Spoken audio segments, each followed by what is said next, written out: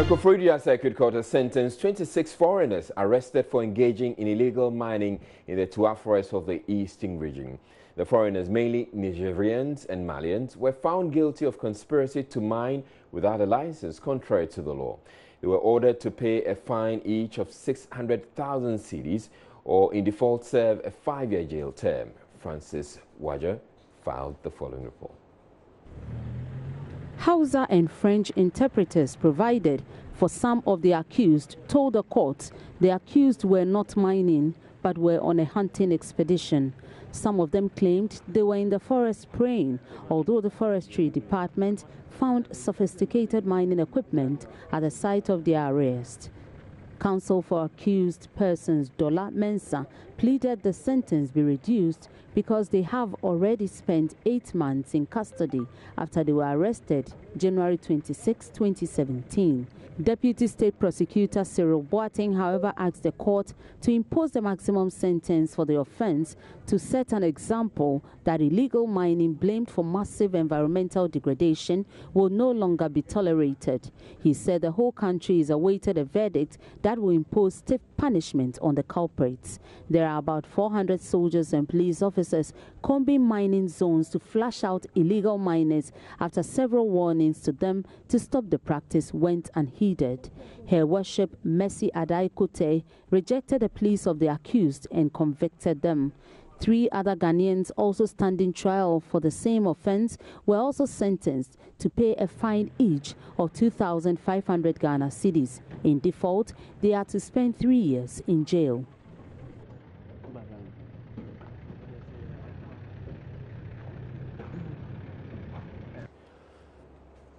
In a related development, the task force deployed to enforce the ban on illegal mining says it has arrested close to 200 persons, including 8 foreigners who were caught engaging in the illicit activity.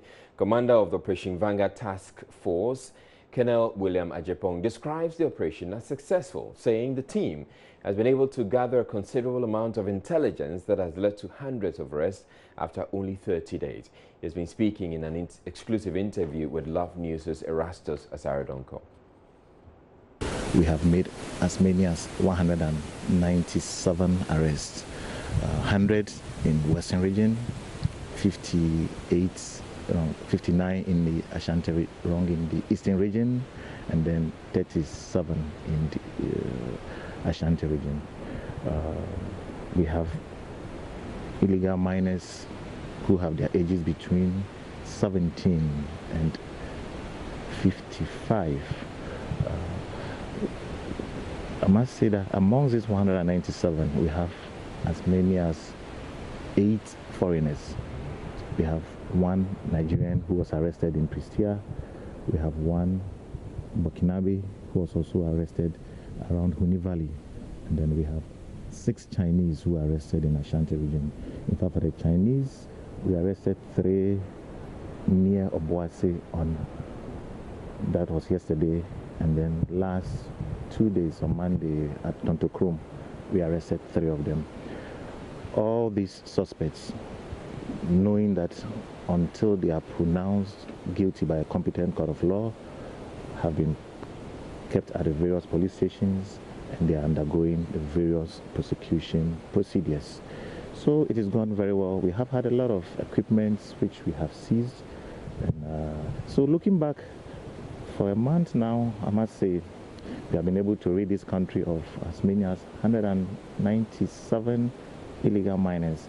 And you can imagine what these people can do to this country within the past 30 days. The commander, who is overseeing 3 army bases in the Eastern, Western and Ashanti regions where illegal mining is rife, also warns the task force won't rest until all those destroying water bodies in forest reserves are arrested and prosecuted. It's been 5 months since the ban was stated, but it will marvel you that when you go around in some part of the areas, they are doing this activity with impunity.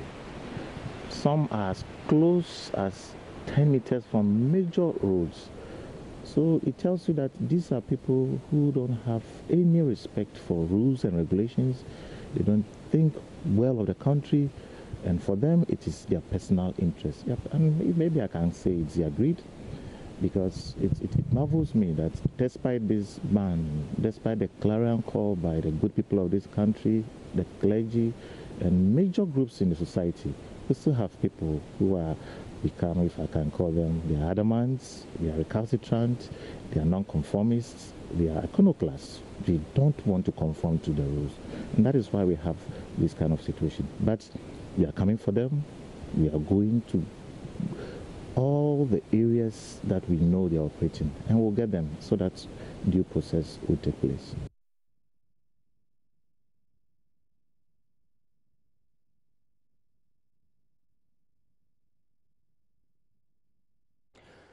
Now, two suspected human traffickers are in the grips of the police anti-human trafficking unit. Both are Nigerian women in their mid-20s who were picked up by a police patrol team after they were named by two of their victims. The victims say they were brought into the country under the pretext of doing domestic work. Joy News' Daniel Daze visited the Kaneshie police station where the suspects were held and reports. In the early hours of Wednesday, a police patrol team met a group of suspected prostitutes. Upon further questioning, one of them confessed that she was actually brought from Nigeria to serve not as a prostitute, but to serve someone in her trading business.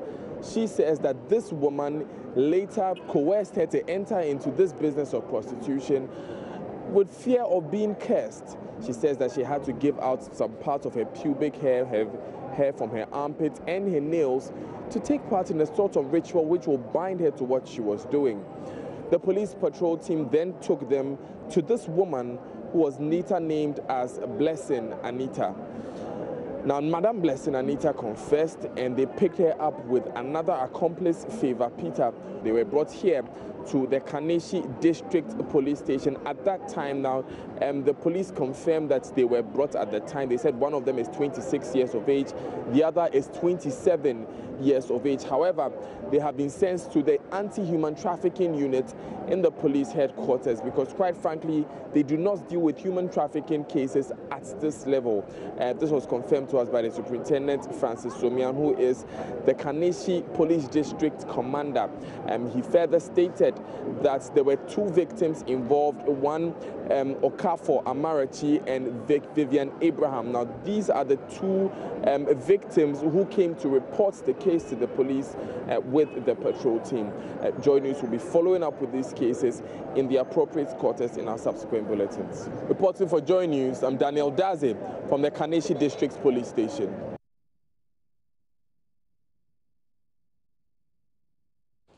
Right, so now in the board of the Social Security and National Insurance Trust, it has dismissed the interdicted head of its management information systems, and it has promised to release the names of all those associated with the controversial project in the near future. And the project they're talking about is the automation project that's costing the trust some $72 million, that controversial project. Now, the EOCO, the Economics and Organized Crimes Office, announced that they had interdicted the officer in question because he had presented fake certificates to gain the top job.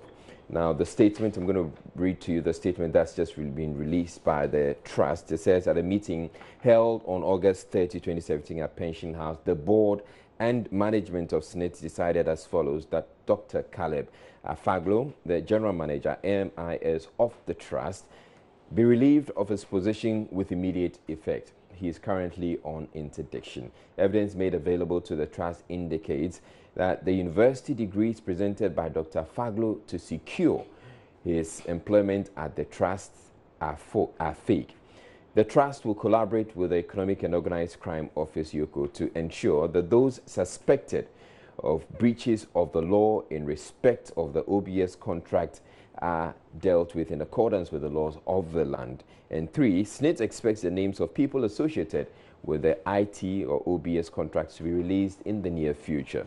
4, the board and management of SSNIT want to state that they will publish the findings of PricewaterhouseCoopers as promised at the recent news conference. And it concludes by saying we're committed to cleaning up the trust and rightly positioning it to serve the interest of its stakeholders. The board and management of SSNIT wish to assure our stakeholders, the contributors, pensioners, employers, organized labor, and the general public that we will work tirelessly to improve and add value to the fortunes of SSNIT. And it's signed today, August 30, 2017, at SSNIT Pension House by Victoria Gifty Abedu, who's an acting corporate affairs manager.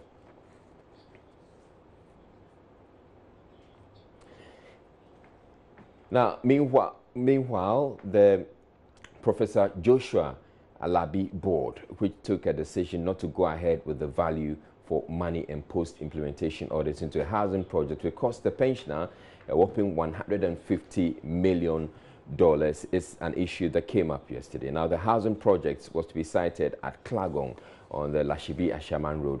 Joy News' Ernest Menu has been finding out more on the state of this facility, which we understand has been difficult to sell.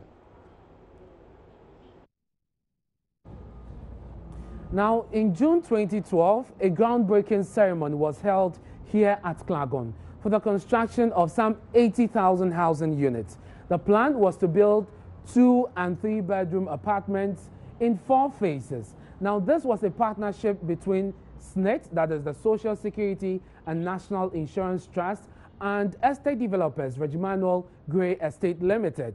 Now, SSNIT decided to pump 150 million of your pension funds into this facility that was estimated at a cost of 250 million.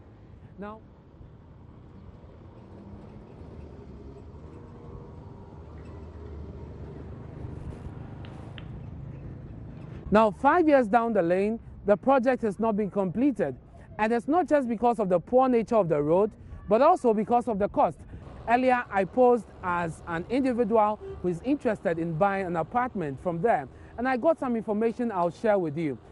It will cost you $270,000 for a 3-bedroom apartment, and for a 2-bedroom apartment at the Meridian Gardens, you'd have to pay some $190,000. The entire facility sits on an 8.5 acre of land.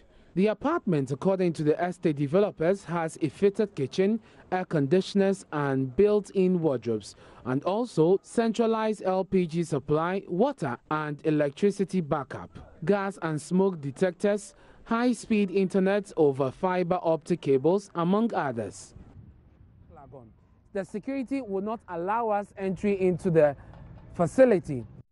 You're watching Joy News Prime. We're taking a break, but still ahead, the Gaming Commission wants to clamp down on underage gambling, a growing culture that's corrupting many Ghanaian children. We'll be around some parts of the country to find out how this is affecting the communities in which these businesses are thriving. Stay tuned, we'll be back in a bit.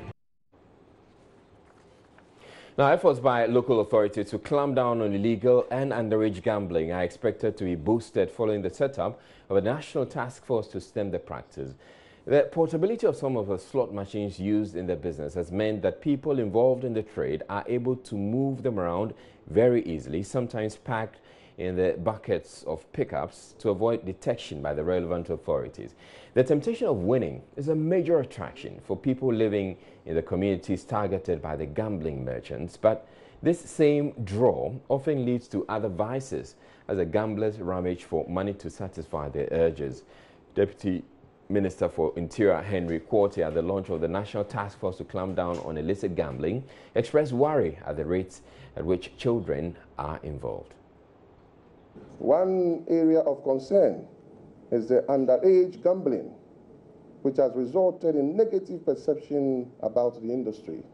As stakeholders, we should put our wills together and ensure that we discourage or institute measures that will help keep our young ones safe from engaging in activities not meant for them. Whilst the industry thrives, display your signposts and discourage the young ones. I repeat that, please. Display your signposts and discourage the young ones. We should aim at building a sound consumer protection policy. Now, the Gaming Commissioner, Peter Miracle Miwa, says rather than bastardize gaming and portray it as a vice, it should be seen as a form of entertainment and a positive force for economic development.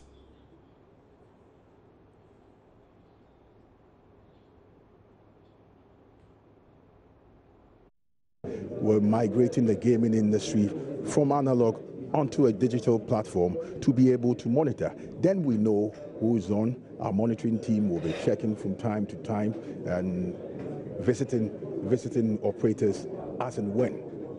You know, we call upon you to check on whoever has come on, because whatever we do when you go digital, we plug you into the monitoring system, we check.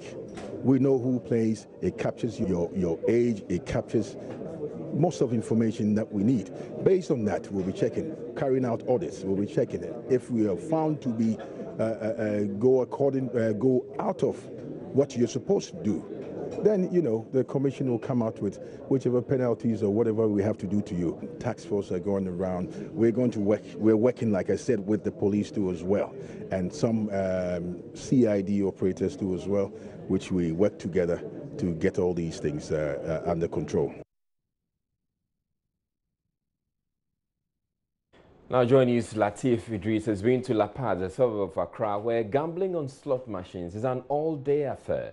He says with school children on vacation, such centers are a major attraction for minors. Another loss. I'm playing again.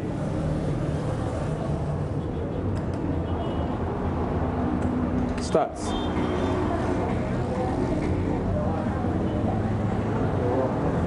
So I've won and I need to pay. So I'm paying. All right, I've won yet again 2 cedis, 50 pesos. So I'm gonna keep playing now. So this is how it works. You play, you lose some, and you gain some. So this is why we have lots and lots of, children of school-going age skipping school to engage in this gambling. What today the Gaming Commission has expressed serious concern about, and I'm here at La Paz, Bigot. This is one of the centers you can find within the La Paz vicinity, and I'm here to engage the manager of the place, if you like, to find out if indeed students or underage pupils come here to play instead of being in the classroom. These ones are not mine. It's for, as I've told you already, it's for Chinese people who brought it for me. So they say they have the license. But you are operating it here. I'm operating it here. So you have the license to operate it here? That's why I'm saying that the Chinese people have their license. For here, I got only permits. Yes, from AMS, so that I can put machines here. Yes. As for the license, it's the Gaming Commission who gave us a license. You just talk about the Gaming Commission. Yes. They've expressed concern that this, gambling machine is gradually putting underage students out of school. And that's when it's time for them to be in the classroom, they rather be at the game center, be playing. How concerned are you also as an operator? Oh, I'm not happy about that thing. For me here, we did not start the gambling early. We started around 8:30 p.m. to daybreak. From here, my here, we don't allow the children to play, and moreover, we don't play it morning, afternoon, or around. We start playing at 8:30 then over. So if they have seen that the children are praying and getting them out from school, that one is bad. The way and manner in which these gambling machines are springing up across the country, wherever you pass, you see this machine, you see children playing and all of that. Should that give us a sense to worry as a nation? Oh yes, for that one is true, because for me, I'm a parent. Like, I have children and everything. When I go and see that they are playing this machine, I will not be happy. for that one is true. I will not be happy. When policeman was passing by and sees the children are with the machine and playing, they can catch you. Yes. So for me, I will not allow any children to play for that one there. It has been spreading all over the world and even Ghana included. The children under the age of, they have been coming here playing the games. They should be in school at the time that they are here. They have been coming here playing the games. I think it's affecting. So I think we should do something like that. What would you suggest? Okay, my suggestion is you have to make sure, put measures in place and make sure we put a stop. What measures? Because the machine demands 18 plus 18. That is when you are under 18, you don't have to be here. And people under 18 have been here watching, and then if their confidence is matched, they try playing the game. Now, an article published by the Los Angeles Times on the gambling craze in Ghana, Ethiopia, Djibouti, and Kenya suggests the Chinese are very much involved in the business and are taking the slot machines to some of the very remote parts of the country. A feature attached to the story highlights how gambling is leaving many communities in rural Ghana impoverished. We'll play you a bit of that. Gambling is legal and regulated in Ghana, but the machines are causing problems throughout the northern region. In the nearby village of Bunbong, citizens gather for a weekly meeting with Chief Wumbe Dawuni. The day I heard there were 15 gambling centers in my community, I mean, it was a big shock. You know, then I knew it was a problem because all of a sudden all the kids were there, you know, adults, women, I mean, you go then it's packed, you know, so, and people weren't going to farms anymore and all that, you know. So, and you know, sometimes people also begin to think that that is a way of earning income, you know, so they go there, they play all day hoping that they would win. But, you know, you never can beat the machine. What China is doing here represents economic colonialism. Part of Ghana's challenge. Well, Albert Sora, our Upper East regional correspondent, says the municipal authorities in Bolgatanga have actually clamped down, already taking action to check the practice. He joins me via Skype now with how the authorities there went about it. Hello, Albert. How bad was the gambling culture before the authorities intervened?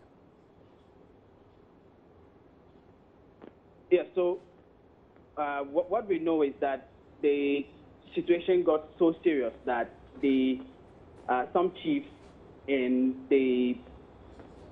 some trade districts, Talise, Zebila, and Nabdam, had to complain to some of the assemblies. What we know is that for 6 months, when the Chinese first came into the Upper East region with these, gambling machines, children started participating, and they had some licenses to operate them. So when the traditional authorities, especially in Zebila and Nabdam, started complaining, the assembly decided that they were going to stop them from operating. So after the 6 months, when the licenses they gave them to operate these machines had expired, they decided not to allow them. But we also know that some of these people continue to operate the machines because they are doing it illegally now because the assemblies took it very serious. Now, some of them even went as far as taking the matter to some child rights NGOs to try and see how they could intervene. So that's how serious the situation was in the Upper East region. So are you saying now that the situation has improved significantly, as in that we're not having a lot of the children playing these slot machines anymore? Yes, compared to when they first came, the machines were all over the place, and children, some of them would even be going to school. They would stop there and play these games before they go to school. Some close from school and they don't go home. They spend all their time playing on these machines, and you could see them in almost every street in town. But that's no longer the situation because of the measures that the assemblies and how seriously some traditional authorities took the issue. All right, thank you very much, Albert Sorry. He's Upper East Regional correspondent, bringing us that update on underage gambling in the region.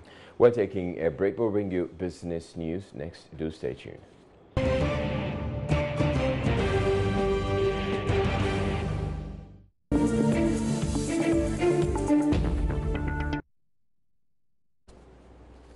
Hi everyone, welcome to Business. We begin with the IMF program, and Ghana's program with the fund has now officially been extended by 1 more year and likely to end by the first quarter of 2019. This is information Joy Business is gathering from a board meeting held to assess government's performance under the program. Here's more. Business understands that even though government wanted the program to end in April 2018, the fund believes that by the nature of their programs, with changing conditionalities at each time during reviews, it is technically not possible for the list of pending structural reforms and potential conditionalities to be fully tackled by next year. The IMF Executive Board at its meeting in Washington, D.C. Wednesday approved the extension of the program by 1 more year to allow the new government enough time to address structural bottlenecks both at the Bank of Ghana and at the greater government level. This should mean that the program is likely to end in March or April 2019. The board at the meeting also acknowledged efforts being made by the government to restore the program and bring about some sanity in the management of the economy, but raises concerns also in some areas. Sources say the Ministry of Finance has been notified that the board meeting went well, and they are happy to hear that, quote, all the hard work on both sides has paid off, adding that, quote, this is further confirmation that this government is on the right path and they are committed to the program and its completion. Government is, however, silent for now on the 1 year extension, but Joy Business understands the move may not go down well with government. Well, we've got reaction from economist Professor Peter Quartey on the official decision to extend the program and what it means for Ghana. I think the extension is well in order in the sense that we are gradually seeing some stability, and therefore the need to extend the program so we are able to ensure that we achieve the level of stability that is desired. Because mind you, we went for this program because we have lost credibility, and we have to ensure that we are at a level where credibility is actually restored. Then we can exit the program honorably. Mm-hmm. You think that it's a prudent thing, right? Very prudent thing. It's a very prudent thing. It comes with a cost to do.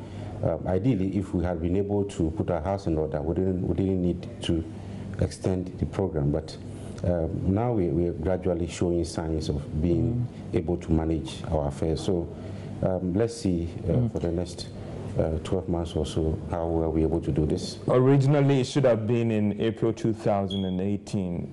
What could be the additional cost with respect to this extension to the economy, or even to someone like me, some would say? Well, it could be a cost if we are unable to grow the real sector, because one of the conditionalities of the IMF program is to ensure that there is a net freeze on employment. But if we're able to grow the real sector, this wouldn't be a challenge. We can always increase employment. We can always spend, provided we're able to raise the needed resources. So it depends on how well we manage our resources. In other news tonight, the Ghana Manganese Company has entered into a $10 million agreement with government for the rehabilitation of the Western Rail Line. This agreement forms part of the company's agenda of increasing the export base of manganese in the country by 300,000 tons in 2017 through a special rehabilitation program. Here's Charles Aite's report. One of the major challenges facing Ghana's railway sector is the prevailing state of deployable rails in the country, which continues to affect the production levels of manufacturing companies. It is against this backdrop that leading customer with the Ghana Railway Authority, Ghana Manganese, has entered to a $10 million agreement with government to ensure the rehabilitation of the Western Railway line. Alleged Sheikh tells Joy Business of his company's resolve to boost the export of manganese by 3 300,000 tons at the end of the year. At the moment, we export by railway only 20% of our shipments and 80% by road. So when we rehabilitate the road, hopefully we will be able to double export by railway. Meanwhile, Sector Minister for Railway Development, Joe Gatti, adds the rehabilitation process will see government constitute a special board to ensure that the country gets value for money during the construction. We government have also committed that we are also rehabilitated. We will match the funds. We also bring in funds. And then we've set up a rehabilitation committee chaired by the ministry. 3 representatives from them. The government has 3 representatives. 1 from Ghana Railway Development Authority, 1 from Ghana Railway Company Limited, and 1 for the ministry. And that committee will sit down and oversee the rehabilitation, work together to oversee the rehabilitation. The rehabilitation of the Western Railway line is expected to be completed in 7 months' time. Now, some companies operating under the Ghana Free Zones Board have welcomed the idea to list on the Ghana Stock Exchange. This forms part of moves to get more local companies listed on the boards. In an interview with Joy Business, General Manager of Niche Cocoa Industry, Lloyd Ashi, noted his firm is working diligently towards it. He spoke with Joy Business after a tour of the company in Tema as part of the Ghana Free Zones Investment Week celebration. Ghana sells its cocoa in its raw state, and we found a need for us to add value to our cocoa. I mean, if you look at the margins, we are selling in our raw state, and we are not gaining much, because if you look at a $1.45 billion investment in terms of cocoa revenue for the year, and Ghana is just making $5 billion, it doesn't make sense. We have to be able to move into the 140 billion zone. Is there a way to expand your shareholding structure? I understand you are young guys. I mean, you are more than 10 years in the industry. Are you considering any option of listing on the stock exchange so that some other Ghanaians or other investors can also have shares of the cocoa they produce? Definitely down the line, yes. Definitely down the line. For now, we don't think we are there yet. We don't think our dream has been fully realized yet. Why don't you think you are there with the $150 million almost, turnover per year? What makes you think you are not there yet? We have to go all the way downstream to produce every single finished product we can produce out of cocoa. For now, it's just the chocolate that we have on the market. There are other products that we have to do that makes us proud that, yes, we've utilized the full potential of our cocoa. What are some of the challenges you face when exporting your product or importing your machines? Because of the free zones, we don't have any challenge, because once the machines are coming, the free zones prepares all the documentation for us, and then it's smooth operations throughout. So when it comes to challenges, honestly, under the free zone concept, it's very, very minimal, even let me say non-existent. Yeah.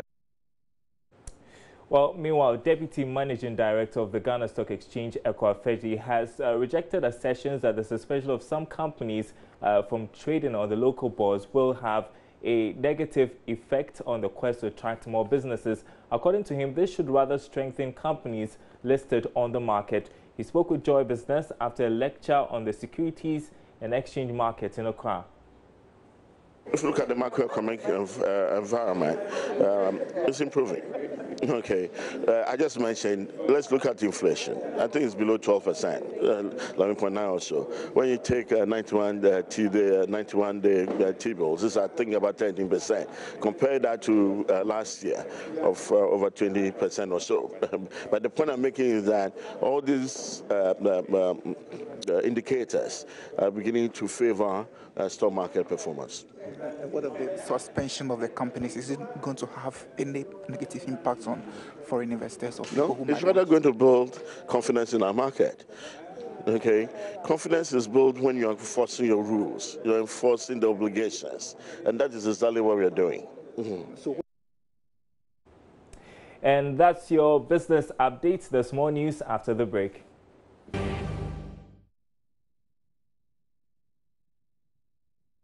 A team from the European Union is visiting Ghana to audit the country's compliance with product regulations to establish whether a ban on the export of some Ghanaian agricultural produce can be lifted. The EU in 2015 sanctioned Ghana over some vegetables exported to the European Union, which did not meet the market standards after they were found to have gone bad by the time they arrived. Ghana had in 2014 already been slapped with a 3-month ban after the EU intercepted some vegetables containing harmful organisms. At a meeting with some farmers groups at the Flagstaff House, Minister for Food and Agriculture, Dr. Owusu Efiyi-Akoto, blamed the Plant Protection and Regulation Unit at the ministry for failing to do its work. At a meeting with some farmer groups at the Flagstaff House, Minister for Food and Agriculture, Dr. Owusu Efiyi-Akoto, blamed the Plant Protection and Regulation Unit at the ministry for failing to do its work. In the last 2 years, the EU market, which is a major vegetable market, has banned 4 of our products from entering that market because what I call the biological policeman, which is the Plant Protection and Regulation Organization of my ministry, has not done its work properly. And as I speak to you, the EU is sending another delegation to come next month, in the next 2 weeks, to audit what we have done so far, to enable them to take a decision to lift the ban. President Akufo-Addo is, however, unhappy concerns of farmers were not addressed during the previous NDC administration. He's calling for greater collaboration with farmer unions to ensure improvement in the sector. I, like you, believe 100% that the Asian model is a model for our country. And that is the export-led, agriculture-based, export-led industrialization model. And in order for that to succeed, what they did there, what we have to replicate here, is this constant interface between those of us making policy and those of you actually in the field. If that continues to be fertile and there is that cross-fertilization between the policymakers and the operators, I think we are almost bound to succeed in whatever it is that we want to do. It's obvious that the objectives of your association are the objectives of Ghana. They're cardinal, they're key, and they have everything to do with how we can transform agriculture and transform the economy of our country. And I welcome very warmly the offer of partnership with government to make sure that the programs that government has put out succeed. The farmers, however, had a tall list of demands for attention. Chairman of the National Farmers and Fishers Award Winners Association, Davis Nakobo, wants government to address the issue of purchase of tractors to farmers. Most of the tractors under the government subsidy program fail to reach the farmers due to the policy of outright payments. This opens the door for high-placed non-farmers to acquire the tractors at the expense of actual farmers and food production. Hitherto, farmers were required to pay for the tractors by installments. We will be grateful if this ineffective policy of outright payment will be revisited. President Akufo-Addo is dismissing calls for the abolition of the National Commission for Civic Education, saying, despite its flaws, the NCCE is an integral part of the country's democratic tenets and must be supported to grow. Proponents of the call to collapse the commission argue it has outlived its usefulness and must be replaced. But launching an inter-university quiz, President Akufo-Addo charged the commission to raise public perception it exists as an appendage of a political party. He said whilst his government works to resource and improve conditions at NCC, they should get them to demonstrate total loyalty to the state. Since its establishment some 25 years ago, the NCC has done its part in helping Ghanaians recognize the importance of their freedoms and duties, even though it can still do much better in this regard. Despite concerns raised in some quarters about the effectiveness of the NCC in the discharge of its duties, with some going even so far as advocating its abolition, I am of a different opinion. I believe the NCC continues to be relevant and still has an important role to play in helping establish a culture of awareness in which citizens are alive to their civic responsibilities. It is for this reason that the budgetary allocation of the NCC has been increased by an appreciable level in this year's Asempa budget. This is an indication that this government is committed to resourcing the Commission to help it in achieving its mandate, and will continue to address the logistical and financial needs of the Commission. It is important for its credibility in fulfilling its mandate that the Commission sheds any lingering perception that it works as an appendage of any political party, of any particular political party. Its loyalties have to be to the Constitution of the Republic and the good people of Ghana, not any party.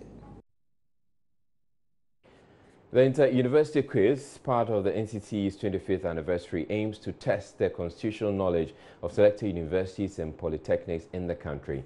Chairperson of the Commission, Josephine Nkrumah, wants government to address concerns of the Commission. Mr. President, in the face of continued severe logistical constraints, our dedicated staff across the 216 districts of this country and our head office continue to perform their duties diligently. If we envision a future of phenomenal transformation of our country, then active citizenship through civic education cannot be ignored any longer. On this premise, I urge government to provide the Commission with the crucial logistics we require to deliver effectively on our mandate. While NCC continues to execute its mandate, we must begin to teach our positive Ghanaian values as part of our national orientation. Ghana has launched this year's World Literacy Day with a call on government to expedite efforts to spread internet connectivity and invest in adult literacy across the country. Country Director of Engage Now Africa, Cecilia Amankwa, says failure to improve these would lead to a lag on the country's development. Expected to commence on September 8, 2017. The theme for this year's celebration is literacy in a digital world. Speaking at the launch of the World Literacy Day, Country Director of ENG, Cecilia Amankwa, called on all stakeholders to emphasize the need for literacy programs to adapt in the digital world. This unfortunate situation is prevalent in marginalized communities in Ghana, where internet access and connectivity is a problem. Engage Now Africa would like to plead with the Ministry of Education to appeal to the telecommunication networks to expedite efforts to spread internet connectivity across the country. At Engage Now Africa, our mode of implementation is unique and focuses on bridging the learning curve of participants in learner-centered environments. We encourage equal class participation and interaction. On her part, Deputy Minister of Education, Barbara Isi, stated that government is working towards enhancing literacy in the country. These trajectories persist, and aspects of our socio-economic development will lag to the determinant of our country. The illiterate are first held from the benefits of literacy and lifelong learning. These same individuals, which greater proportion is women, also misses out the numerous opportunities that the digital technological age has to offer. The government of Ghana is working through various initiated policies to change this trend. ENG, which has been operational in 10 regions, is currently running its literacy programs for 5,487 people, with 56% females and 44% males. Some students shared their experience with Joy News.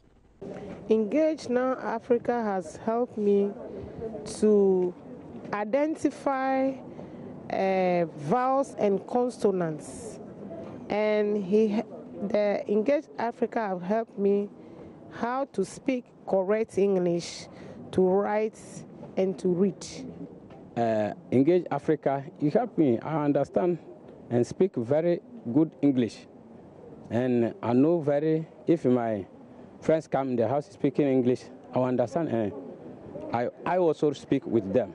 First, I can't read, I can't write, but now I can't speak good English. But now I can go to bank and withdraw my money, deposit without any helper. Now I can speak good English. The program is expected to extend to the 2 remaining regions to bridge the learning gap.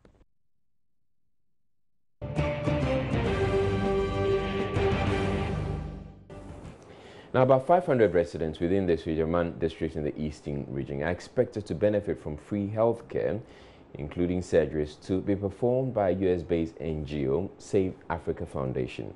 SAFUL operates on about 100 needy patients with goiter, various eye defects, among other diseases, at Enum and Akosombo hospitals. Kwame Yanka's report. To this, the patients were identified through a screening exercise. With the arrangement, the Save Africa Foundation will provide the necessary medication and doctors, as VRA Hospital will make available their facility, equipment, and health assistance. Stakeholders believe this gesture by the people will improve healthcare delivery in the district. Medical Superintendent of the VRA Hospital at Akosombo, Dr. Seth Fiawodo, speaks of partnership they've undertaken to provide free services. So this is another exercise that will enhance the care for patients who typically have the need for surgical patients.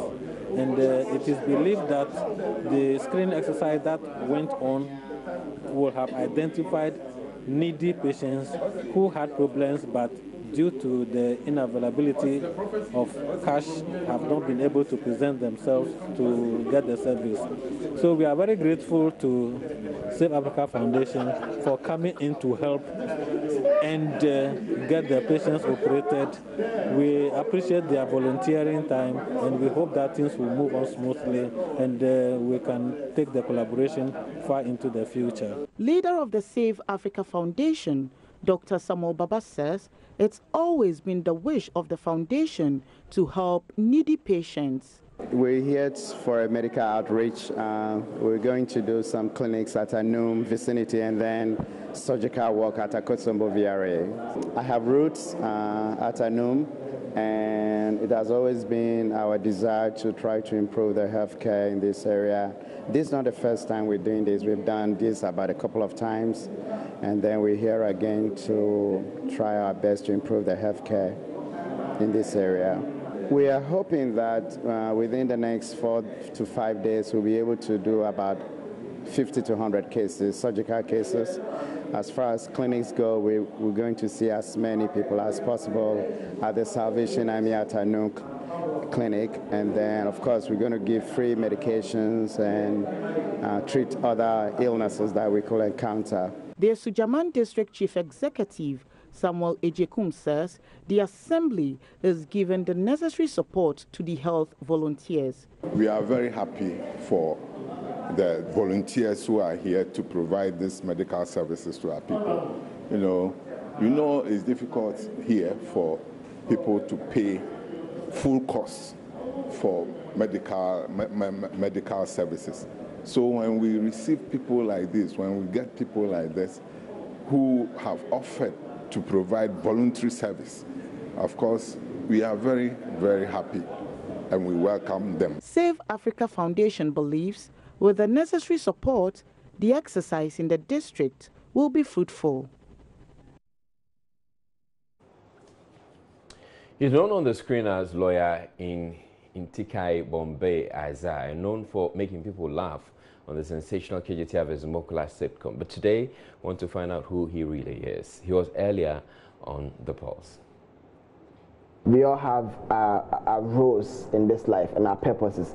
And so mine is to bring laughter to the world, to make people laugh and bring joy to people. And that is what I do. And so when I'm doing it, I do it with everything in me, with all the passion I can gather. I was in the School of Performing Arts. Okay. And so I started from there. I started acting from there in 2007. to 2011, and so it's been like that since. And so 2014, I went to Kumasi and I met Louise, and we spoke. I saw his vision. I knew that he was a man of vision. He knew where he was going. Right. He knew the impact he wanted to use acting to make in the world.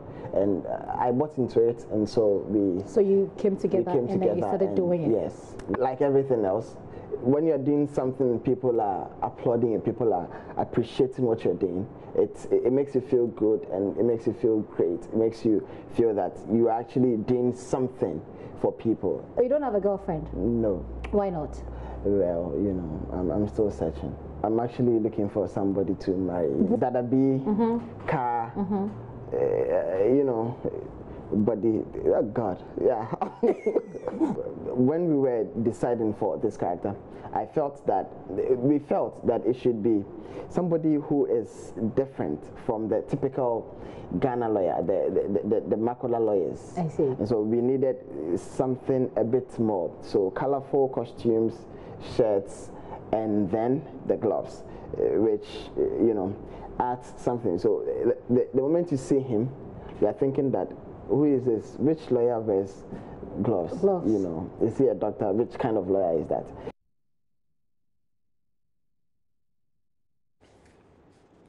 Kumasi's most popular leisure park, Rattray, is slowly dying as security agencies investigate theft of a USB drive containing operating software for the recreation facility's dancing fountain. The fountain, which is the park's major attraction, is ceased working for over a month, and parts of its components have begun to rust away. 2 people have been arrested in connection with the disappearance of the device. Erastus Asaridonko reports. Rattray Park has been the subject of political turf war since its inception. Current presiding member of the Kumasi Metropolitan Assembly, Abraham Bwedi, has been pushing for the removal of its current managers. He believes, as appointees of the erstwhile NDC government, they will sabotage the new administration. Manager of the park, Kwame Asamoah Mensah, and IT manager Carlos Sechi Into were picked up a month ago over the alleged theft of a USB drive which contains the software that controls the fountain. There is speculation the incident was hatched out by unseen faces and hands as a ploy to get rid of the two. The Rattray Park, inaugurated about 2 years ago, has already bagged 2.5 million Ghana cedis in revenue for the KMA. 2 years ago, the Rattray Park was born. Now, the fountain, as we see here, is the magic of the whole park. Called the Dancing Fountain, it attracted many to this park because of its beauty, the color, and how it springs into the air, and people come from all walks of life to see it. For about a month now, it's not been working. It's been dormant. Wheat has started taking over, both in and outside. So today's your birthday? Yeah, it's my birthday. And you came to shoot pictures here? Exactly. I came to take a couple of pictures here just for my birthday. What is missing? It seems you were telling me something is missing here. Yeah, exactly. Actually, the water fountain is not working. Yeah, that's why I figured missing. I asked about it though, and they said it's not working. I mean, so we ain't got anything to do. We just have to take a couple of pictures. Yeah, in the garden. I'm sure we can't use it since it's not working. Yeah, so disappointed. Yeah, a little bit disappointed. I'm disappointed because I really needed pictures from the water fountain. Yeah, I needed that background, but I'm not getting it, so I have to comply. Yeah, we have been here. Sometime we will come. Some people come in expectation of coming to watch the fountain, but we will come here and they will tell us that the thing is spoiled. They want to own it. It's not coming. You will not get a particular person to ask. Just what you have to do, you have to go out. Managers say the USB drive was stolen on the 22nd of July this year, though the door to the IT room where it was kept was not tampered with. 2 windows leading into the park were, however, opened. Keys to the IT room are always left at a location accessible to security men on duty. All the 4 security men on duty, though have been invited for questioning by the Ridge police station, have been left off the hook since then. Now, the theft that occurred here is evolving more questions than answers. One, the IT guy, the one in charge of the IT, who works in this room and controls the USB drive, at that time, Carlos Sechi Into, was arrested. The manager, Kwame Asamoah Mensah, was also arrested, and they were detained overnight at the Central Police Station. But the question is, what happened to the security men on duty that night? Police and the KMA will not comment officially. However, KMA presiding member Abraham Boadi is captured in a radio discussion accusing managers of the park of stealing the drive to sabotage the current city mayor. Reporting for Joy News, Erastus Asaredonko, Love FM. That's it for the bulletin. My name is Israel Lai. Have a good night.